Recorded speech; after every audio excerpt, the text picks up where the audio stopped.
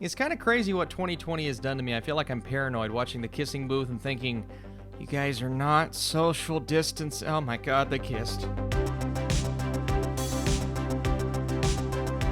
What is up, Netflix fans? Welcome back to my channel. Today we are talking The Kissing Booth 2, which is the sequel to The Kissing Booth. I need you in the comments down below. Are you excited for this movie? Do you like kissing booths? Let's talk about it. High school senior Elle juggles a long-distance relationship with her dreamy boyfriend Noah, college applications, and a new friendship with a handsome classmate that could change everything. So Vince Marcello returns this time around, the writer-director from the first movie, and I was really hoping he took what worked for the first film and would apply that to a sequel and just kind of build around the positives that I had for the first movie, because I'll admit there were a couple of things that really bugged me about the first film, but I saw something that made me say, you know what? If we get a sequel, maybe. Joey King is a really good actress. I like what she has given us at times before. My issue is normally she's in movies where the writing for her character just doesn't necessarily measure up to, I think, the talent that she actually has. That's my big issue with this movie. We'll get into that here in just a second. But we also have some newcomers this time around. We have the character of Marco, who really shakes things up a bit. He stirs the pot and causes this relationship drama to turn into much more of a drama than maybe some are expecting. We still have the comedic beats. They're going to hit for some, for sure. And as a whole, right, I know there are going to be fans of this film. Listen, if you liked the first movie and you like what it gave us and you like those characters, I think you will at least have fun with this second film, because it's upbeat, it's silly, it's wacky at times, and there are moments that are going to really resonate with kids that are following these kids through high school and falling in love, all of that beautiful stuff. And again, I don't mind when movies work on that level. To All the Boys I've Loved Before, we got a sequel for that film this year, and I thought it was genuinely good. I like that franchise. And as long as the writing's good and the directing's good and the characters aren't just too much annoying, then the sequel's going to work, or the movie's going to work. And unfortunately, The Kissing Booth 2 did not capitalize. Here is the scene for me that just did it. There's a moment where she and Marco are sitting on a beach talking to each other, and all of a sudden he pulls out a guitar and just, he strums it a couple of times, humming, and I'm thinking to myself, what am I watching? This is ridiculous. And where did he get that guitar? Well, Austin, you can't relate to these characters. It's all about understanding where they're coming from. And I get that to a degree. But again, I've liked movies in this genre before. As long as they can surprise me with the filmmaking, I'm there for it. But the mistakes made in the first movie not only carry over, but they're expanded upon. They're extended into this ridiculous runtime. Why is this movie over 2 hours? It has no reason to be over 2 hours. A tight 90-minute runtime would have been perfect. It wouldn't have made the movie perfect, but at least it would have moved a bit quicker and had the pacing that, again, someone like me is going to use to get through the film. And, okay, all right, you don't like that kind of movie, you don't like this and that. What bothered me about the film? Well, here's my issue. There's a lot of storylines, there are a lot of characters, and there are a lot of subplots here. They don't have anything to do with the main story, I guess, but really, there are three stories. We have this huge dance competition that our characters enter, and it's like the biggest dance competition of all time. And guess what happens, right? Predictable in nature, the entire movie, but this storyline specifically. Then we have the kissing booth, and the kissing booth, it's the whole reason why we're making the movie, and that's kind of this build-up, and you're waiting for this climactic thing to happen, but it not only has to happen between our main characters, we have all of these love story subplots that we have to flesh out in that moment, and then, oh wait, the movie's not over, we have the dance at the end of the film, where we once again have to come to the realization that we have made mistakes and we have to patch things up with certain characters. And who is she going to end up with? It's the same question we have in a movie like To All the Boys.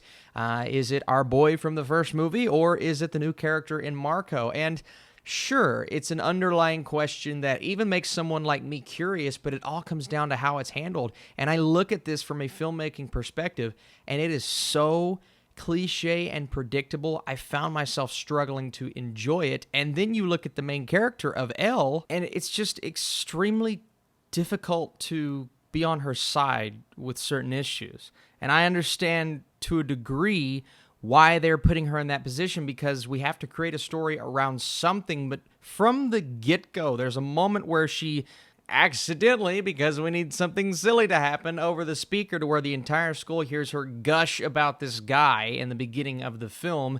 And at that point, I mean, this is one of the first scenes in the movie. I'm like, oh, okay, but I thought you had a boyfriend. And then as the movie progresses, we see these things happen with Noah as he's in college. And as you would expect, she begins to get jealous. So similar things happen with her. And it's just this back and forth of, oh, well, you're wrong. Well, you're wrong. And I'm sitting back like, I mean, you're kind of both wrong, but aren't you doing the same thing that he's doing? And it's that struggle the entire time. It's like, and I understand, right? You're young, you're going to make mistakes, but this is supposed to be our central protagonist. And we even get narration from her to where it's trying to make her sound like this incredible prophetic connoisseur of love. And it's like, but I watched you make these mistakes. It's like, I'm not going to take advice from you.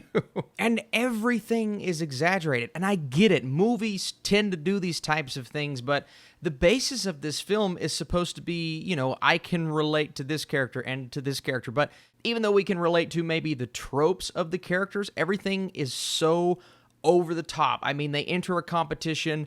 Most likely good things are going to happen. Whenever they're together, people are looking at them. Whenever there's a kiss, there are hundreds of people gathered cheering. I saw more gatherings of people where they were cheering than I've ever seen in my entire life. When two people are looking at each other, arguing, of course, everything else around them is quiet and everyone's paying attention and looking. You see the facial expressions. I'm just like, this is not realistic. And maybe it wasn't trying to be realistic, but then by the end, you get these serious voiceovers and the narration and the fact that these characters, I mean, you're supposed to care about certain things that they do, and I'm just like, it's all too much. Again, maybe I'm getting too fired up. Maybe I'm looking too far into a movie like Kissing Booth. But again, it's that runtime of over 2 hours. This film did not have to be that.